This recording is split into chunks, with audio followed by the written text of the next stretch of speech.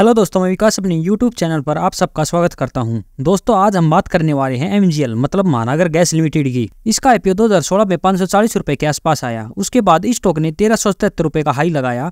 उसके बाद ये स्टॉक 7 साल के लिए लंबे कंसोलिडेशन में फंस गया। अभी रिसेंटली ये अपने ऑल टाइम हाई को तोड़कर ऊपर निकलने की कोशिश कर रहा है, तो जरूर ये हमारी रडार में होना चाहिए। इसके मेजोरिटी ऑफ द शेयर गेल के पास हैं और सभी PSU ट्रेंड में हैं, तो बहुत ज्यादा चांस है कि ये यहाँ से ऊपर रैली करे। मोमेंटम ट्रेडिंग में सबसे बड़ा फायदा होता है कि आपको बहुत ज्यादा वेट नहीं करना पड़ता। अभी की बात करें तो स्टॉक 1374 रुपए पर चल रहा है। अगर ये यहाँ प्राइस एक्शन बनाए और डेली या वीकली क्लोजिंग 1377 रुपए के ऊपर दे तो हम एक 2% के स्टॉप लॉस के साथ ट्राई कर सकते हैं। आप जरूर इस पे अपनी नजरें बनाए रखना। हम जब भी किसी स्टॉक में एंट्री लेते हैं तो सबसे जरूरी है स्टॉप लॉस पहले ही डिसाइड करना। मैं 2% स्टॉप लॉस के साथ काम करता हूं। मैं ये नहीं बोल रहा कि 2% स्टॉप लॉस नहीं करता, पर ऐसा करने से हम अपनी कैपिटल को सेव कर लेते हैं, साथ ही लंबे लंबे टारगेट्स को भी कैच कर पाते हैं। इसी स्टॉक की बात करें तो मान लेते हैं हम इसमें 1377 रुपए टूटने पर एंट्री लेंगे। अब इसका 2% होगा 1350 रुपए।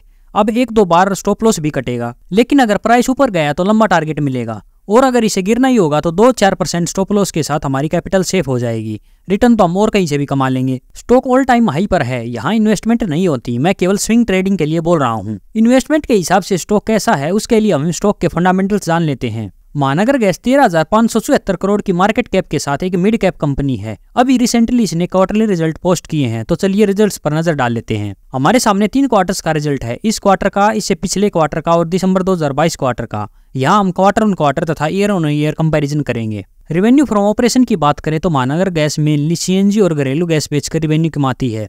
ये घरों में पाइपलाइन के जरिए गैस डिस्ट्रीब्यूट करती है। अभी के क्वार्टर में इसने 1771 करोड़ का रेवेन्यू दर्ज किया है, जो क्वार्टर ऑन क्वार्टर लगभग सेम तथा ईयर ऑन ईयर 4% कम है। अब एक्सपेंस की बात करें तो हमें ये समझना है कि ये एक डिस्ट्रीब्यूशन कंपनी है, तो इसका एक्सपेंस का सबसे बड़ा भाग गैस को खरीदने में जाता है। इसी कारण आप देख सकते हैं कि लास्ट ईयर इसने 1838 करोड़ की सेल्स पर 1643 करोड़ रुपए खर्च किए थे। वहीं इस साल 1723 करोड़ की सेल्स पर केवल 1340 रुपए खर्च हुए हैं। तो अगर इंटरनेशनल मार्केट में गैस के प्राइस बढ़ते हैं तो कंपनी के प्रॉफिट पर फर्क पड़ता है। नेट प्रॉफिट की बात करें तो कंपनी ने इस क्वार्टर में 317 करोड़ का प्रॉफिट दर्ज किया है, जो पिछले क्वार्टर में 338 करोड़ तथा लास्ट ईयर इसी क्वार्टर में 172 करोड़ रुपए था। अब यहाँ ग्रोथ तो है, लेकिन गैस के प्राइस बहुत ज्यादा अप डाउन होते हैं, इसलिए ये ग्रोथ बैलेंस शीट पर रिफ्लेक्ट नहीं हो रही है। तो अब कंक्लूजन की बात करें तो इन्वेस्टमेंट के हिसाब से बैलेंस शीट एवरेज है, लेकिन स्टॉक प्राइस सही नहीं है। इससे बहुत अच्छे स्टॉक हैं। स्विंग ट्रेड के लिए हम जरूर इसके साथ जा सकते हैं। जब तक इसमें मोमेंटम है हम इसके साथ बने रह सकते हैं। वैसे ये कोई बाय सेल रिकमेंडेशन नहीं है। तो आज के लिए इतना ही। वीडियो अच्छी लगी हो तो लाइक करें, चैनल को सब्सक्राइब करें। धन्यवाद। जय हिंद, जय भारत।